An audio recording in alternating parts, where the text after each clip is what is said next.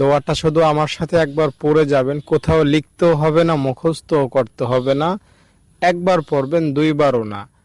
আপনার গোটা জীবনের জানা অজানা যত গুনাহ আছে সব মাফ হবে। ছোট গুনার কথা বলছি না, বড় বড় গুনাহ, যেমন মিথ্যা বলেছেন, হিংসা করেছেন, নামাজ পড়েন নাই, রোজা রাখেন নাই, সুদ খাইছেন, এই রকমের মারাত্মক ভয়ঙ্কর লেভেলের গুনাহের কথা আমি আপনাকে জানাচ্ছি। ইনশাআল্লাহ এই দোয়াটা এতই অ্যাকশনে ভরপুর, যেই পড়বে সাথে সাথে অ্যাকশন। এই দোয়াটা যদি আজকে ফেরাউনও পাঠ করত, ফেরাউনের গুনাহ আল্লাহ মাফ করে দিতেন। তাই আপনি তো ফেরাউন না, ফেরাউনের মতো তো গুনাহ আপনার নাই। আপনাকে আল্লাহ তাআলা নিশ্চিতভাবে ক্ষমা করবেন। দোয়াটা পড়লেন মানে নিষ্পাপ হয়ে গেলেন, বাবু একদম মায়ের পেট থেকে বের হয়েছেন ওই রকম হয়ে যাবেন। হাদিস শরীফে এসেছে, নবীজি বলেছেন 5 বার যদি কেউ